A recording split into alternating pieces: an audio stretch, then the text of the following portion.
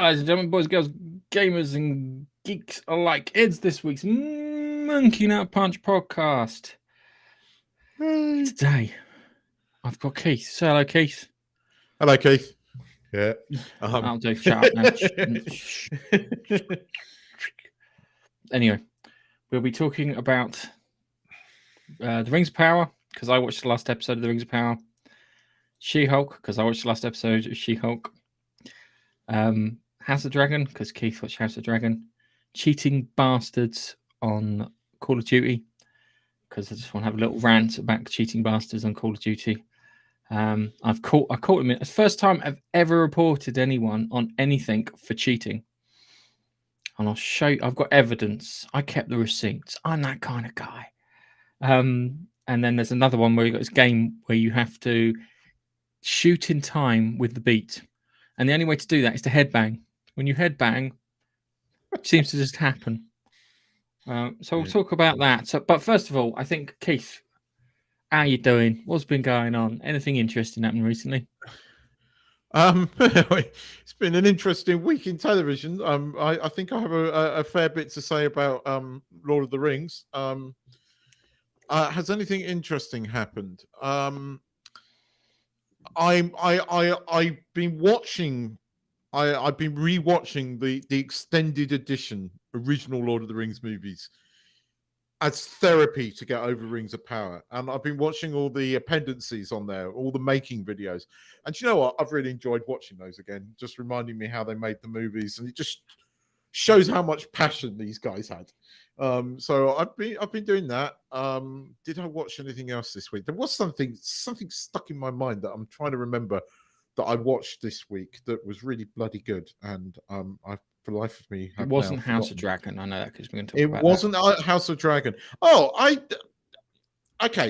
watched one thing that wasn't as terrible as I thought it was going to be.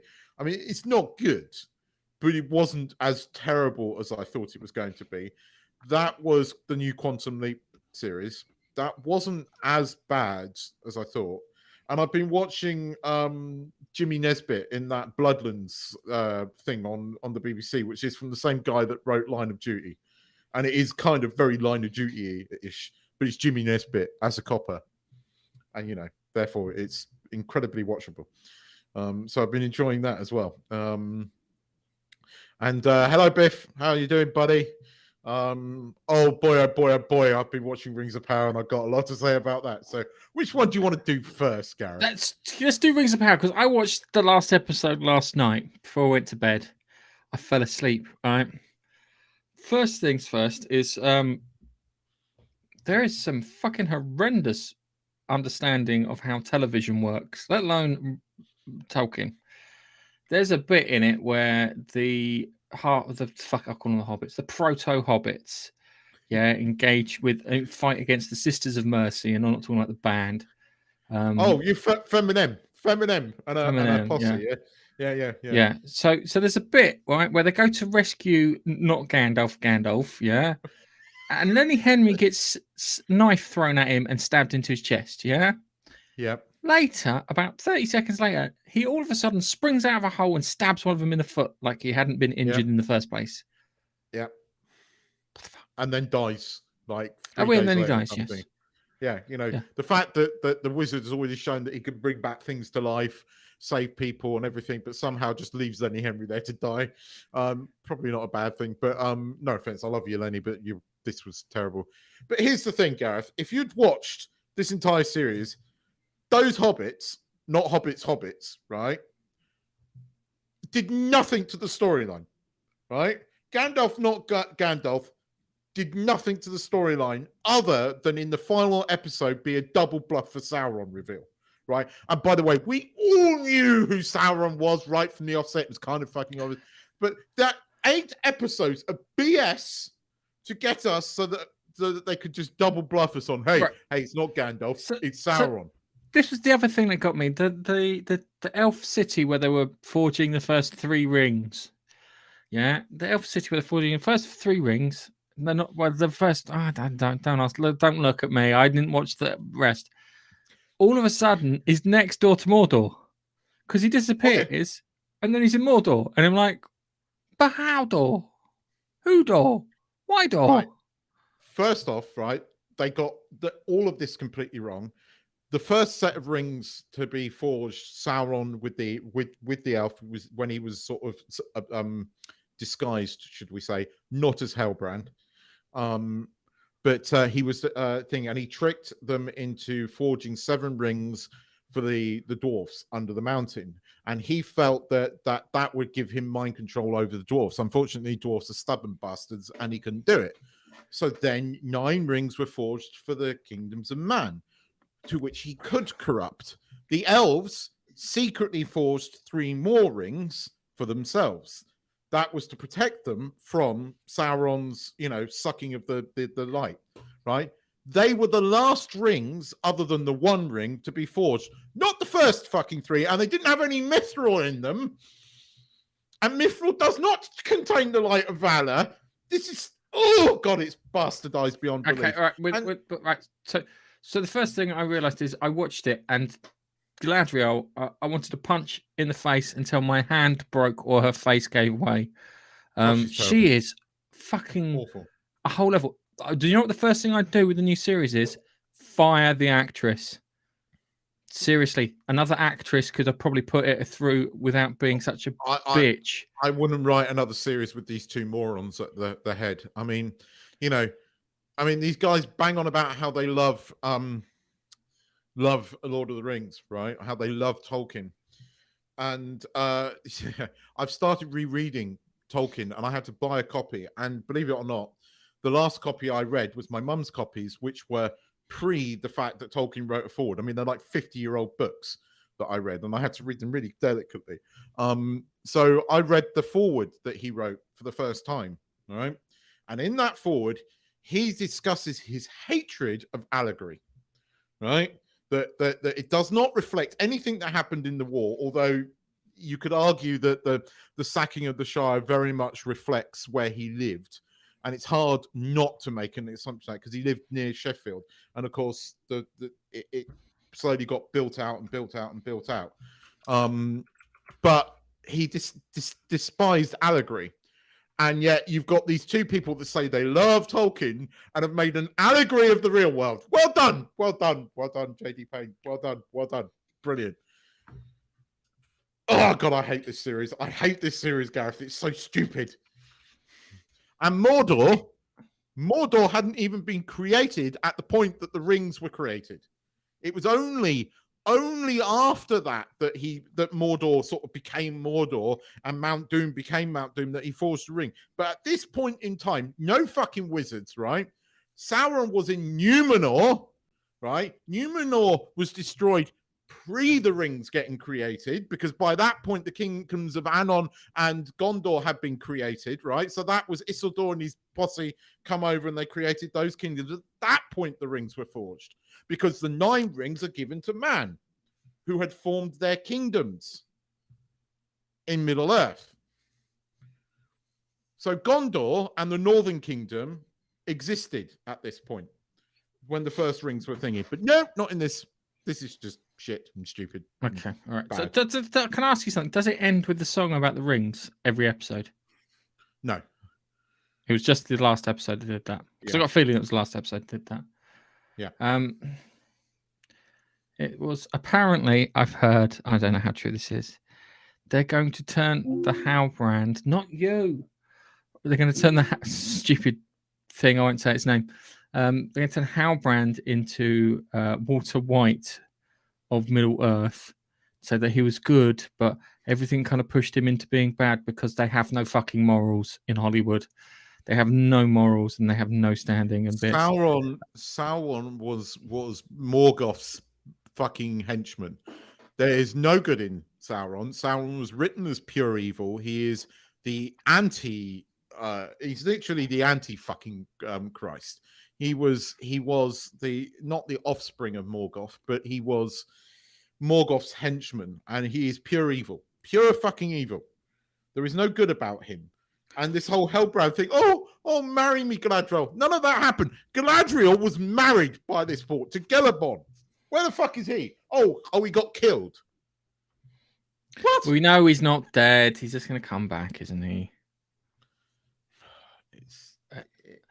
Biffa wants to add a thing in here. Some people, NPCs, said that the first season of Star Trek Generation was bad and redeemed itself. It wasn't bad. It wasn't bad. It just wasn't great. It wasn't good. Biffa, this is never going to redeem itself. This is bad. I'd just like to point out the following. This is the Star Trek Discovery playbook. Don't worry, the next season will be better. Yeah, and then they'll say, "Oh, they'll do the next season." Oh, don't worry, the next season will be better. And then no, I think what they need to do is fire. First of all, Morfydd Clark is the face of their failure, and she needs to go. Yeah, and then JD Payne and what's his mission need to then go. They are losing out to the people that they could have hired to do Rings of Power. That's the annoying thing. The only good thing that I take away from this series, the only good thing was seeing Numenor. Numenor was quite amazing, but then it's ruined by the fact that I'm sorry, this is going to sound sexist, but the Queen, there is no such thing as Queen Regent. Never was. It's just they had to have all these girl bosses, and they were all terrible. How are we supposed to get a stunning coloured woman of power in our series if we didn't have her in there? Terrible. I mean, Jesus Christ. What's her face? Ahsoka would have been better cast. At least that woman can fucking act and command power and be kind of awesome. All three of these actresses are shit. They can't act. They can act their way out of bloody.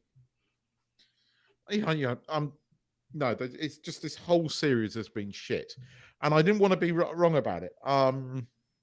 No, Biffa, I agree and disagree with that, because I've gone back and watched the original movies and the Hobbit movies. It's actually made me appreciate the Hobbit movies more so than I did before.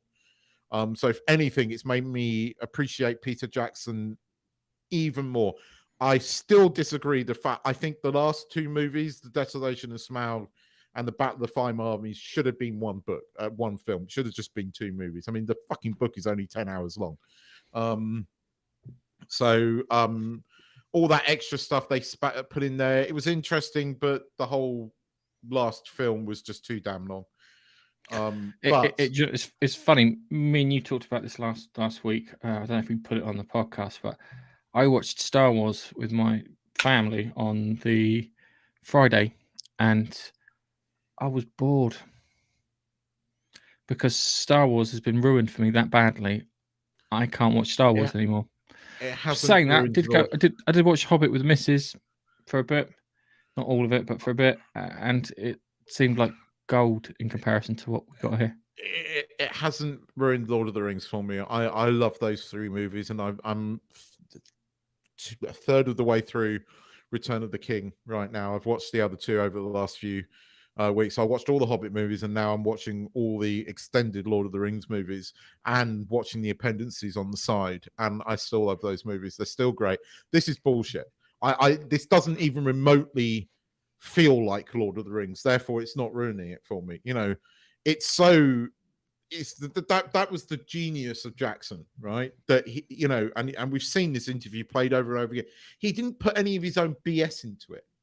He just he wrote, and he put Tolkien on film the best way they thought they could, right? And of course, there's people that will say that Tolkien would have hated, and he might have done, right? But there was no politics there. There was you know, there was a passion there. There was a love there you just do not see in this god awful whatever it is bastardization of Lord of the Rings. The only thing that it shares with Lord of the Rings was names and seeing Numenor, which was kind of cool. It's the only thing I take away from it. Everything else, pile of shit. Morfydd Clark as Galadriel is not Galadriel. She's not elven-like. I swear to God, did you know the elf that she sends off to go and find out about Hellbrand in the things? Are we sure that was an elf or not just somebody borrowed off the set of Star Trek Discovery? Because he distinctly looked like a fucking Vulcan to me. Even his haircut was Vulcan-like. I mean, I'm seriously. I think they popped across to the Discovery set. Can we borrow one of those extras for a minute? Come over here. No need to change your makeup. You're an elf. That's the other thing too. The elves don't have long hair. No, I know. Which is stupid. It's like, I thought it was like an elf thing, long hair to show It's they've very been much around an for elf ages. thing. It's very much no. We had Vulcans in this, not elves. We got confused. You're right. They borrowed out Star Trek: The Discovery playbook so much fucking so. At one point they went, "Oh yeah, elves and Vulcans are the same thing."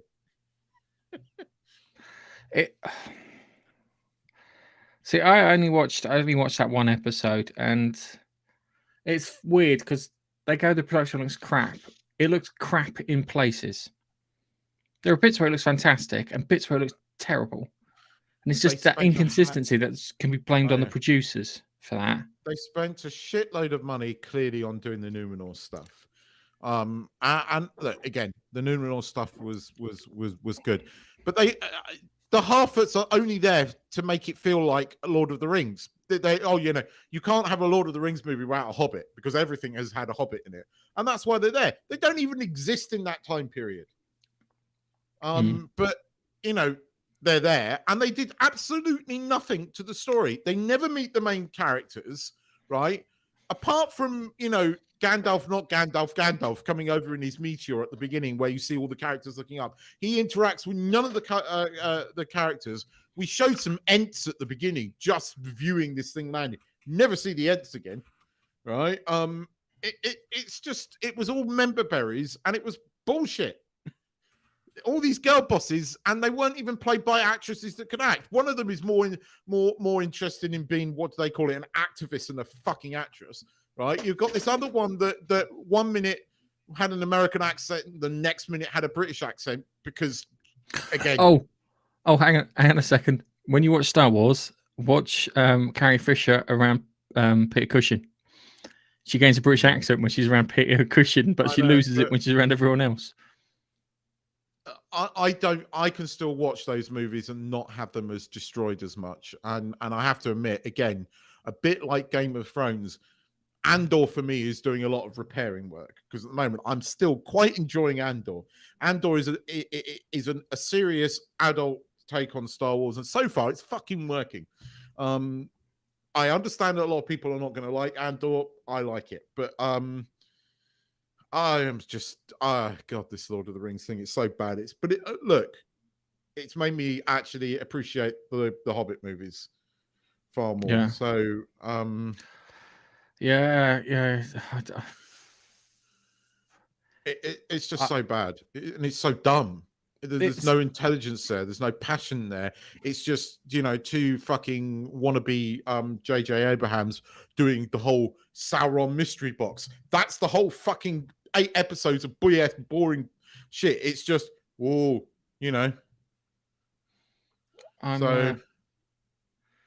okay. So I'm not going to watch the rest then. No. I watched the recap at the beginning and was like, maybe that's probably the best way to see the series. You haven't. The only thing that's worth seeing is that they did make Numenor look quite cool, and you see a little bit of Numenor at the end when you see all the black flags because the king had just died at that point, which again doesn't happen. What's his face? Isildur's father does not have a daughter. Well, he does, but not this daughter, and she certainly doesn't fucking see into the Palantir Stone. And of course, the Palantir Stones are going to become. That's how Hellbrand is going to corrupt Numenor now. He's not going to go to Numenor and bring the downfall of Numenor, which is what he does in the original story.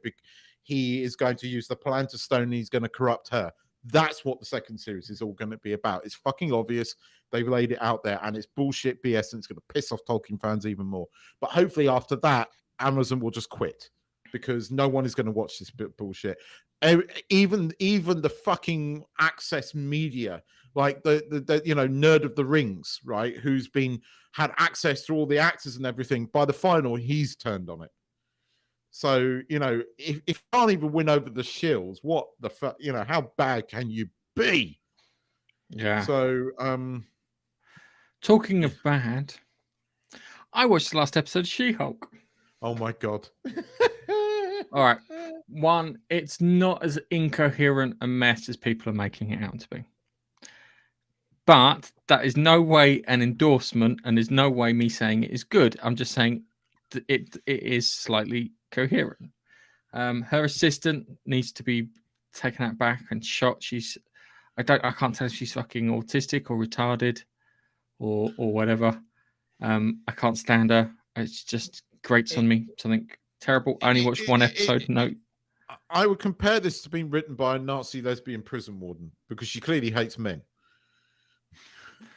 It's I don't know, because they took a jab at Jordan Peterson, and if you know anything about Jordan Peterson's he's mild fucking mannered at worst. They took a jab at fucking Doomcock last week, and there's no way it's not. It is a jab directly at him, right? And it's breaking the fourth wall thing and Kevin the AI, and sort of changing reality so she could bang Daredevil again. I'm sorry. That whole breaking the fourth wall thing and having to go at all of your fans. The only bit I liked was the bit where she went to Kevin, "Where are the X-Men?" That was the best bit in the entire thing. And when she goes to the thing, he goes, "Where's the X-Men? I want the X-Men. We should have the X-Men." I'm like, okay, I can get behind that. This is what you do at the end of season 5 when you should know the show's not coming back. Oh, it's not coming back. It's not coming back. I don't think Marvel's coming back. This is not going to get a season 2. As of this morning, they've delayed 5 Marvel movies, including Blade, which you're never going to see. Because the actor's fallen out with Marvel. You're not going to see a Blade movie. They've delayed the Fantastic Four movie, which was going to be the one movie that might have saved you. And all these movies have been pushed back. The MCU is dead. And there is just no interest in it. It's incoherent bullshit. There's no link up. What made the first, few phases of the MCU so good was everything was interlinked. Everything was intertwined. There was a coherent path that all of these movies followed. That has gone since this thing.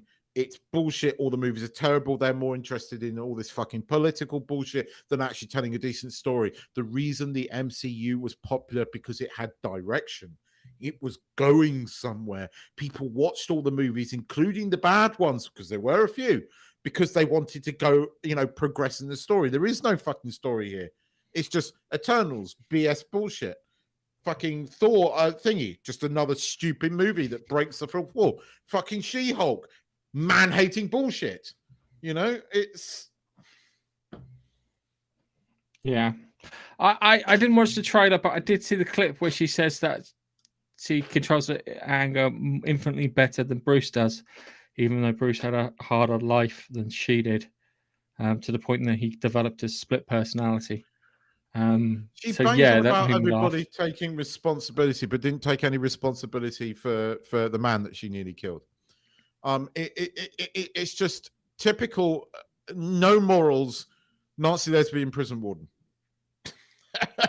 I'm using this analogy. This is a slightly in joke, but and actually that's a disservice to that person because I actually quite like that person. But you know what I mean? It's written by somebody that clearly hates men, is evil.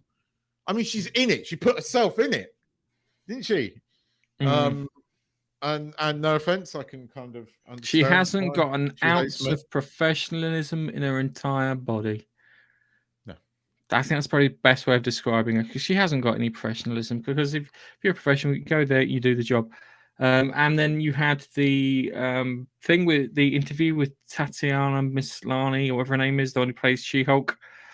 Oh, you were sitting there going, "Oh, she was good in Orphan Black." But after I heard, who's the guy? Executive producer reacts fella. Chatto. Chatto? Call me Chatto. Yeah, call me Chatto. Yeah. He read the article from the Hollywood Insider or whatever it was. And dude, she is fucking obnoxious if that's what she thinks. If you're sitting there if you're calling someone a genius and they haven't delivered, you don't know what fucking genius is, darling. Yeah. It is such a shame because she genuinely was brilliant in Orphan Black. And I mean, she was. There is no taking that away from from her. She was genuinely brilliant. I am sorry that she's got caught up in this. I'm sorry she's drunk the Kool-Aid. I'm sorry that she thinks that this is some kind of masterpiece. It is genuinely. There are very rarely I stop watching something. Hell, I sat through Rings of Power, right? I stopped watching this after the 3rd episode because I found it to be so obnoxious, right? So full of hate and bile. You know, it clearly hates men. I mean, it clearly hates men. I am sorry, right? The amount of men that are in this are just all dickheads. I don't know anyone like that. And yet it makes out that every man is like that. I mean, all these fucking Hollywood series that thing, even in this new Quantum Leap TV, like the final episode that I watched the other day, and this was the one that's kind of made me gone, well, the first 3 were all right, but this one was terrible, where he jumps or leaps into a woman. Oh, they make a comment within 5 minutes, right? Literally, the second she jumps in, some sleazy bastard comes up to her in the bar. Okay, you can kind of buy that for where she is and what she's trying to do. But then they make a comment like, oh, no woman can walk down the street without a taser without being fucking wolf whistled. I'm sorry, bullshit. Yeah, I've got plenty of female friends. And that does not happen. Yes, it happens once in a while because some men are dicks, but not to the level that these fucking morons in Hollywood make out. I'll tell you why you think all men are dicks, because every man that lives and works in Hollywood is a dick, but the rest of the world, no. You want to hear something ironic and tragic? There was this woman who pretended to be a man for 18 months. And she reached the conclusion that women are fucking horrible to men. Yeah, and men have it a lot harder than women do. And she committed suicide. I was watching this there's some Piers Morgan thing came up the other day, partly because I'd watched his interview with Jordan Peterson.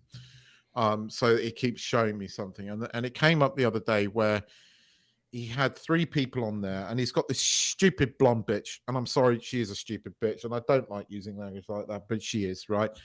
And you've got this mum who is genuinely worried about her son because nowadays, you know, kids at 16 whose hormones are going around their bodies like nobody's fucking business sees a pair of boobs and gets a funny fucking feeling between their legs, right?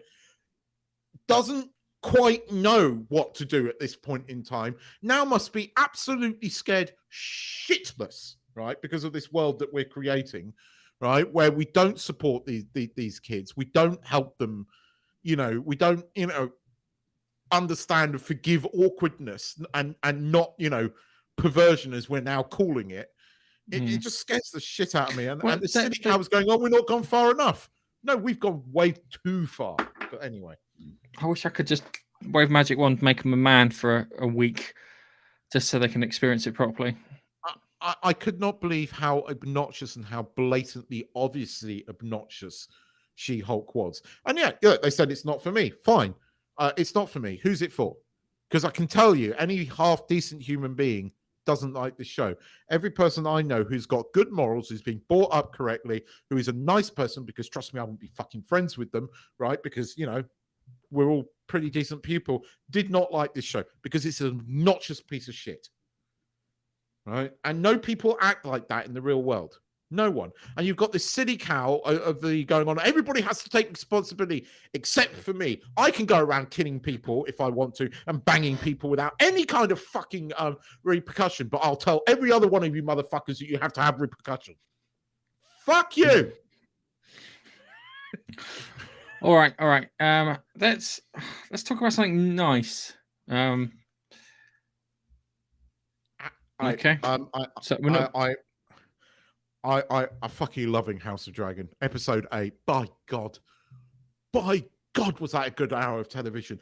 That was an amazing hour of television. It was so fucking good. I mean, it made me fucking bawl and cry at the end, but by God, was it good? I mean, just an amazing hour of TV, and you could look at it in one way and say not a lot happened, but by God, it was just so well written. You've got the king and he's dying, and it's tragic, and it's heartbreaking, and the guy's performance, the actor that plays him, fucking amazing, right? And he obviously had like green patches on because they've CGI'd him to make him look really thin. And it was really well done, right? But he gathers the entire family. And of course, half the family's at war with the other half. And he gathers them all in this room. And there's all this emotion, and you feel it. You feel the emotion of these characters.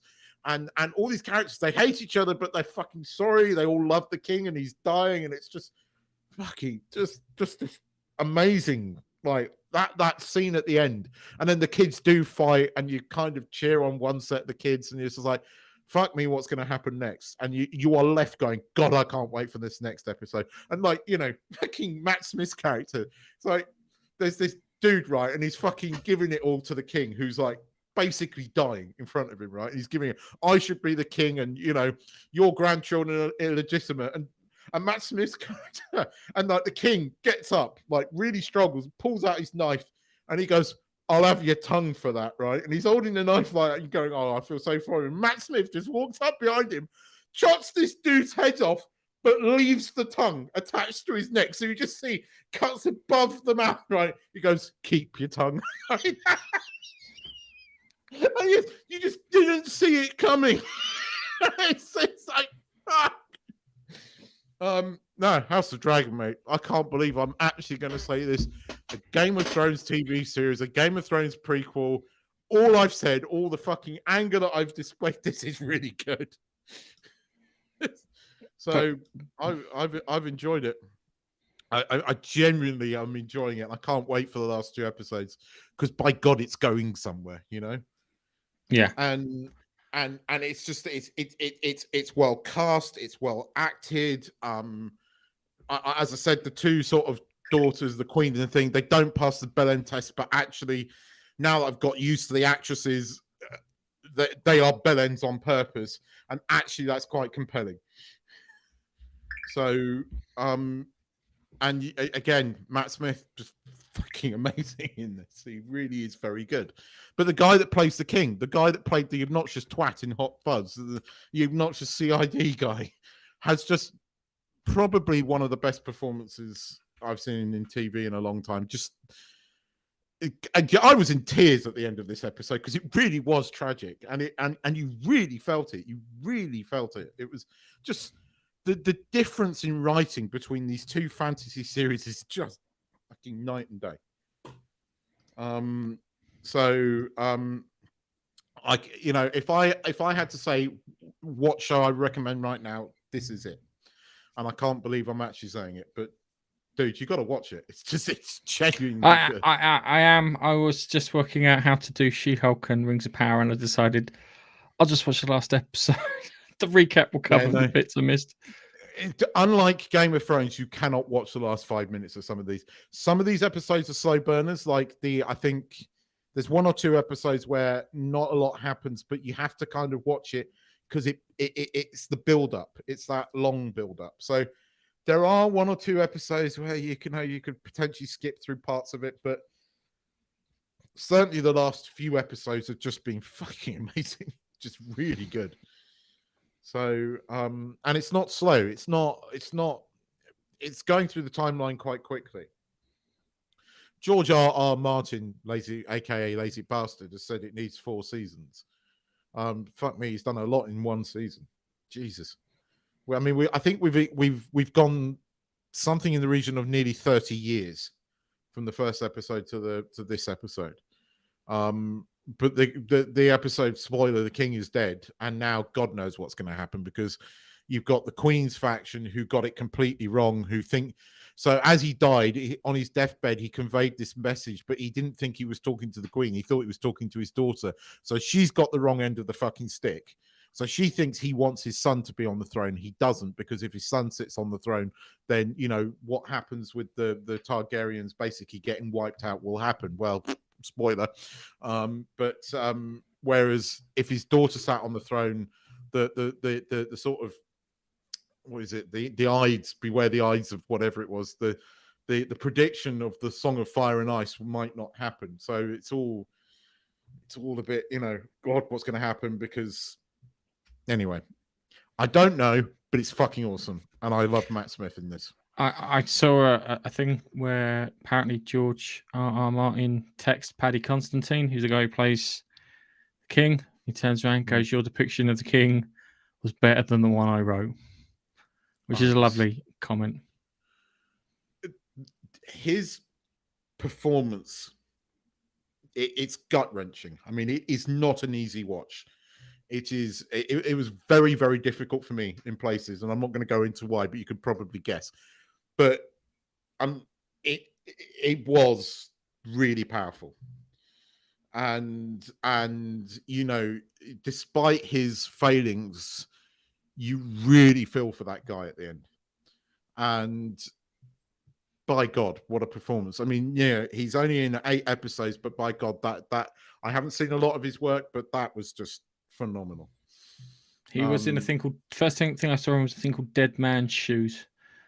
And he was in there with the guy who plays, I think he's the guy who plays one of the apes in Planet of the Apes when they redid Planet of the Apes, and he played Doctor Doom in the fan 4-stick. And he played with him in Dead Man's Shoes. It was a Paddy Constantine. It was I can't remember, but he was brilliant in that.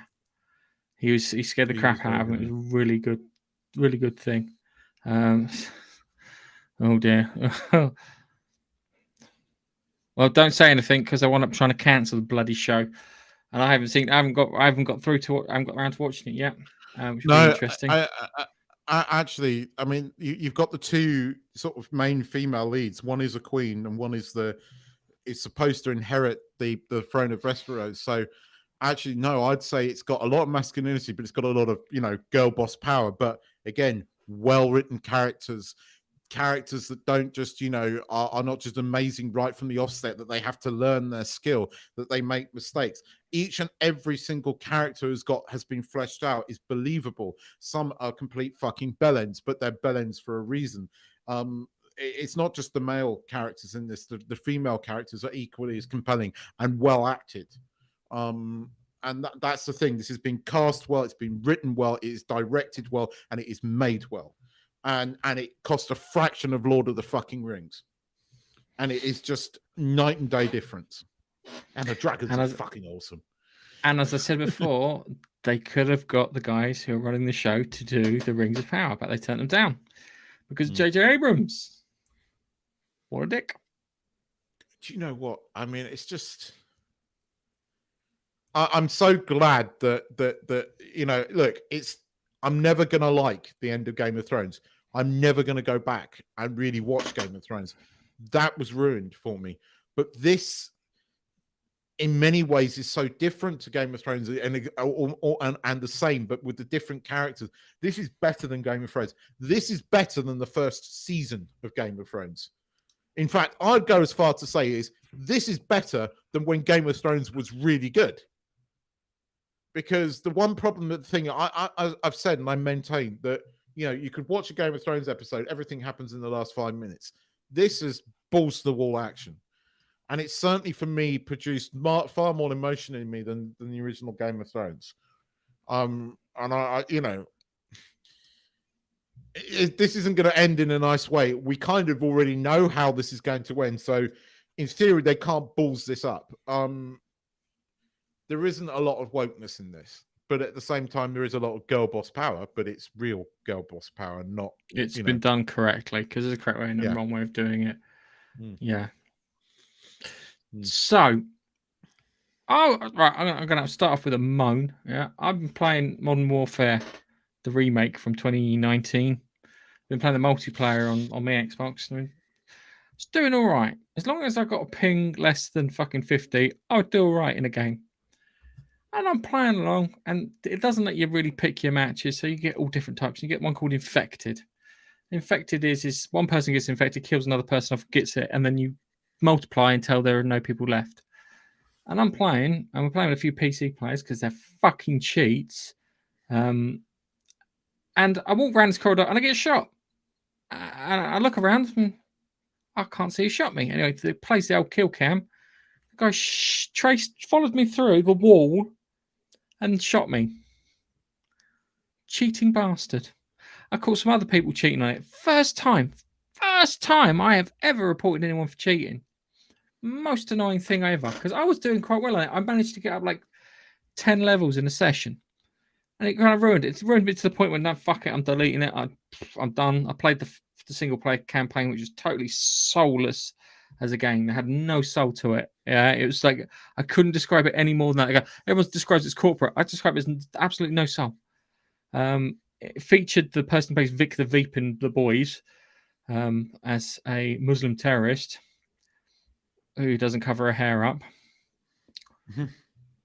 Just saying. Mm-hmm. But yeah, it was. Oh my god, I don't have any hope for Call of Duty. Talking about franchises that have been ruined, this one has been ruined completely. I think Activision. I think Microsoft paid way too much for Activision. Really think they paid too much for Activision, because I don't think they're worth what they bought them for. Anyway, doing that, and all of a sudden I start getting notifications on my phone when Baxter starts streaming. He's streaming a game called Scorn, and you can get Scorn on the Xbox Games Pass. So I downloaded that, watched him play it. It's really HR Geigerish. It's this thing in this belt that contains like bullets, but it's like disgusting. I can't describe it. And it's like a weird fucking lotus flower with pink tadpole things in, which you load up into a weird organic shotgun thing and then start using that. So I downloaded that, and while I was downloading that, I came across a game called Metal Hellsinger. Now, Metal Hellsinger is like the new Doom mixed with a rhythm game. It sounds really weird. You're like, mixed with a rhythm game? Yeah, mixed with a rhythm game. So imagine that you get those arrows on the rhythm game that come down, yeah, and you've got to hit the pad or step on the spot or whatever. You got to pull the trigger when the rhythm happens. And I found that I was playing it and it wasn't working, so I started banging as I'm playing it. Every time my head goes down, I'm pulling the trigger. Fucking aced the level. Yeah, it was like, this is mad. So I played that, which was fantastic. I recommend that if you've got Xbox Games Pass, download that, give that a go. That is well worth a go. It's figuring out how to headbang along to the rhythm that made it work for me. It's really, really bizarre. And I've got the Scorn thing, so I'm going to play that. I'm annoyed because my PS5 disk drive's still broken. I haven't fixed it yet. Really, really annoyed. But yeah, there's these sort of things here and there. I need to watch tempted games. to get an Xbox. The Xbox S. I am tempted. There is one I can buy here. He's still got it. It's secondhand, but almost new. It's a slightly on the pricey side, but I don't know. I might wait and get a PS5, but there is no game I really want to play at the moment. When the new Spider-Man game comes out, then I'll probably get a PS5, right? Or if the new Fallen Order game comes out first, I'll probably get that on it, because Fallen Order was so damn good. I'll probably get a PS5 for that. But the Xbox, I'm kind of tempted with an Xbox Pass, because you guys have been waxing lyrical about it. It is nice having games on it where you can just download them. The thing is because my PlayStation's knackered, and I get, because I use Microsoft facilities for work, I get like loyalty points for using Microsoft stuff, and I get loyalty points for playing on the Xbox too. So I get like a £5 voucher every month from them. So I can spend that. So I bought a load of games too. So I've got a ton of digital games, most of them from last season, but on the Xbox. It's weird because it looks more like the drawing than I can't describe it. It has like drawing texture on it rather than, that's the Scorn game I'm talking about. Sorry. But yeah, for podcast listeners, one of our commenters just said Scorn is a love letter to H.I. Geiger. It is, yeah. Just to give context, listeners. Yes, it's but Metal Hellsinger is fantastic. I haven't found anything kind of useful this week. I've been really, it sounds gay. I've been really busy with work, but I only now have 45 unread emails. Yes. Down from 370. I hate it when people send me emails. Everyone sends me an email or copies me in on something I don't need to be copied in on. So you have to do it, read it, check it. next one. Right, don't check it. It's just total ball ache. But I had a successful week. I've worked a lot this week, so I haven't watched a huge amount of TV or done anything really. But I think I'm going to hold off because I think PS5s will eventually become on the shelf here at some point. Maybe they're still not available on the shelf here. But you still cannot buy one. Right, the rumor goes like this: they're holding a load back, they're upping the price, and they're going to flood the market. They've upped the price. It's gone up. It's gone up quite a bit. It's gone up by 50 quid here. But I will, when that new Spider-Man game comes, there is no way I am not buying it for that. Those other two games are fucking phenomenal games. So yeah, I'll have it for that. I'll have a PS5 purely for that. So yeah, but I've got like other things I want to buy first, like new drone. And new drone? What's wrong with the current drone? It doesn't exist. Well, no, I'm talking about the FPV one, the Avata, because I don't actually have an FPV drone at the moment because obviously it took a dip. So I've been wanting to replace that, but I held off. Now I'm going to get the Avata. So that will be coming soon, hopefully. And I've got to buy my wife a new phone because it's kind of like she's still on an iPhone 7, bless her. So it's kind of like about time my wife got a new phone. So we've had to pre-order the latest iPhone, not fucking cheap. Yes. Yeah, could have got yourself a new bloody Mac. It's easier to keep her on iPhone than no, because my wife's response to when something doesn't work, right, on electronics is to like caveman style going, it's not working. Well, no, I didn't wonder it's not working. So no, she's sticking with a bloody iPhone because at least she kind of semi knows how to work that. So yeah. So, but I will get a PS5 at some point. But I am tempted to get the Xbox S because I say it's expensive. It's secondhand and it's nearly the same cost as it is new in the UK, but it's not quite. So, and it's relatively inexpensive in the UK. So, yeah, unless I have to come back to the UK, in which case I'll just get the games Xbox Pass and get one on that anyway, don't you? Yeah, well, it depends how you buy it. Yeah, the agreement that me and Nige got, we got it for 2 years and the console, and then it was interest free too, which is awesome. Because as soon as it said interest free, I went fuck it. Because I bought my PlayStation, I put my credit card, and I paid off my credit card in February, which means not paid some interest towards it, which wasn't good. So yeah, it's it's good. So yeah, right. I think it's time we said goodbye. Yeah, short and sweet. Short and sweet to this week because I'm worried that I'm coming down with something because I'm feeling well, and my in-laws both have COVID. Yay! But COVID now's a cold. Just means you have a cold and you're not allowed anywhere else when you have the cold. Yeah. Oh, by the way, have you ever tried explaining to a foreign person why we call the flu a cold? No, it's not. I'm cold. It's a cold. That's an interesting one. Anyway, see you later. No, I don't know what we're going to be watching this week. I'm watching House of the Dragon because I need to catch up on that. Because I'm not going to waste my time watching She-Hulk or Rings of Power. Because nope. Yeah. Anyway, thank you very much for watching. We'll catch you next time. Cheers, man. Bye bye.